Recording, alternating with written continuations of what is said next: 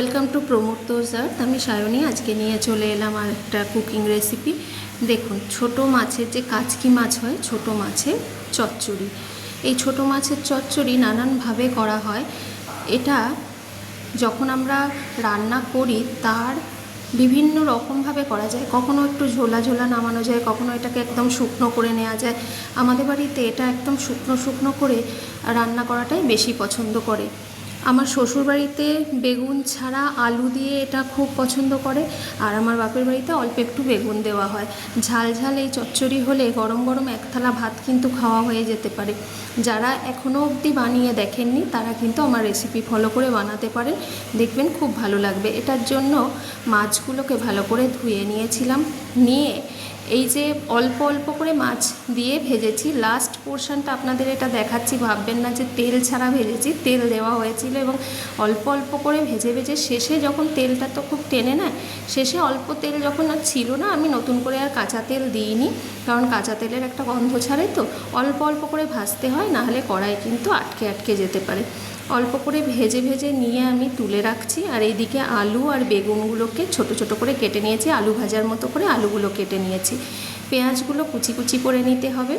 আমার মোটামুটি 200 গ্রাম 250 গ্রাম মতো মাছ ছিল, আর তাতে আমি দুটো ছোট আলু দিয়েছি আর দুটো পেঁয়াজ দিয়েছি আর অল্প একটু বেগুন দিয়েছি। বেগুন বেশি দিলে কাদা কাদা হয়ে যায়। 5 ফোড়ন আর শুকনো লঙ্কা ফোড়নে দিলাম, দিয়ে ভালো করে ফোড়নটা হয়ে গেলে পেঁয়াজ কুচিগুলো দিয়ে দিতে হবে। পেঁয়াজ কুচিগুলো দেওয়ার পর দেখতে হবে যতক্ষণ পর্যন্ত না ফোড়নটা ভালো করে হবে, পেঁয়াজ কুচি দেওয়া যাবে না। ফোড়নটা খুব ভালো করে হয়ে গেলে তারপর পেঁয়াজ কুচিগুলো দিয়ে, পেঁয়াজ কুচিগুলো একদম যখন ব্রাউন ব্রাউন হয়ে যাবে, তখন যেহেতু আমার পুত্র খাবে তাই গুঁড়ো লঙ্কা বেশি দিতে পারবো না, তাই গোটা কাঁচা লঙ্কা এবং চেরা কাঁচা লঙ্কা দিয়ে দিলাম, এবং গুঁড়ো লঙ্কা খুব সামান্য পরিমাণে দেব। ও এখন নতুন নতুন সব রকম খাবার খাচ্ছে, তো এগুলোর টেস্ট পায়, তাই আমি খুব বেশি ঝাল দিই না। এটা কিন্তু খুব ঝাল হলে খেতে খুব ভালো লাগে। ওটা তুলে নিয়ে আবার শুকনো লঙ্কার গুঁড়ো মেশালে সেটা তো খুব একটা হেলদি হবে না ব্যাপারটা, তাই জন্য আমি আর বেশি ঝাল দিলাম না। মাছগুলো অল্প অল্প করে ভেজে নিয়েছি, নিয়ে দেখুন ঝরঝরে হয়ে গেছে পুরো। আর এদিকে পেঁয়াজগুলো খুব সুন্দর ব্রাউন কালার, সোনালি কালার যখন হবে, তখন এটাকে গোল্ডেন কালারের পেঁয়াজ হয়ে গেলে তখন আলু আর এদিকে বেগুনটাকে অ্যাড করতে হবে। বেগুন অল্প দেবেন, না হলে কাদা কাদা হয়ে যাবে, খেতে ভালো লাগবে না। আলু বেগুন অ্যাড করার পর ভালো করে ভাজা ভাজা করতে হবে, লবণ দিতে হবে আর হলুদ দিতে হবে, আর একটু শুকনো লঙ্কার গুঁড়ো দিতে হবে, সেটা একটু পরে দেব। আলু আর বেগুনটা ভালো করে একটু ভাজা ভাজা হয়ে গেলে তখন আমি নুনটা মেশাবো, নাহলে কড়ার মধ্যে আলুগুলো একটু লেগে লেগে যায়, তো সেই জন্য লবণটা একটু পরে মেশাতে হয়। এবার লবণ, হলুদ আর অল্প লঙ্কার গুঁড়ো দিয়েছি। আপনারা বাচ্চা যদি না খায় আর একটু বেশি দেবেন, তাহলে টেস্টটা আরও ভালো হবে।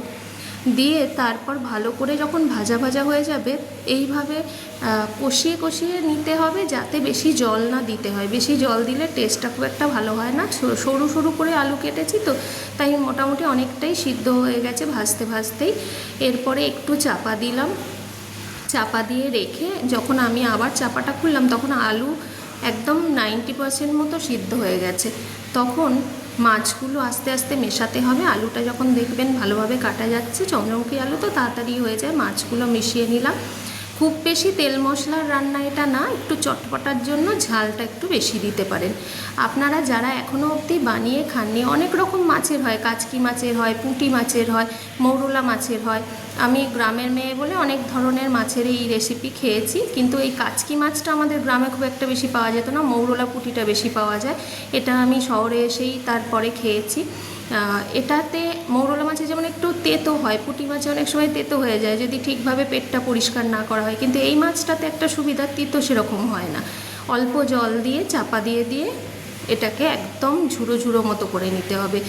মাছের এই চচ্চড়িটা কড়ায় যত লেগে লেগে যাবে, একটু 2 মিনিট মতো হাই ফ্লেমে রাখলাম জল দেওয়ার পর, তারপরে 2 মিনিট মতো হয়ে গেলে এটাকে লো ফ্লেম করে দিতে হবে। লো ফ্লেমে 5 মিনিট মতো রাখলে এই রান্নাটা পুরোপুরি রেডি। চাইলে একটু সর্ষের তেল ছড়িয়ে কাঁচা লঙ্কা ওপরে দিয়ে নামিয়ে ফেলুন, আর গরম গরম ভাত দিয়ে আর কিছু লাগবে না, এই দিয়েই খুব সুন্দরভাবে খেয়ে নিতে পারবেন। মাছের আঁশটে গন্ধটা হবে না, যদি মাছটা অল্প অল্প করে ভেজে নেন তাহলে মাছের আঁশটে গন্ধটা হবে না। তবে হ্যাঁ, মাছ ভাজতে কিন্তু অনেকটাই তেল লেগেছে, প্রথম থেকে আমি ভিডিওটা তুলতে পারিনি। শেষে যখন আপনাদের দেখালাম কড়াইতে তেল ছিল না, ভাববেন না যে তেল ছাড়াই মাছ ভাজা হয়ে গেল। অল্প অল্প করে তেল দিয়ে দিয়ে ভেজেছি এবং অল্প অল্প করে মাছ দিয়ে ভেজেছি। নমস্কার সবাই, ভালো থাকবেন, কেমন হলো জানাবেন।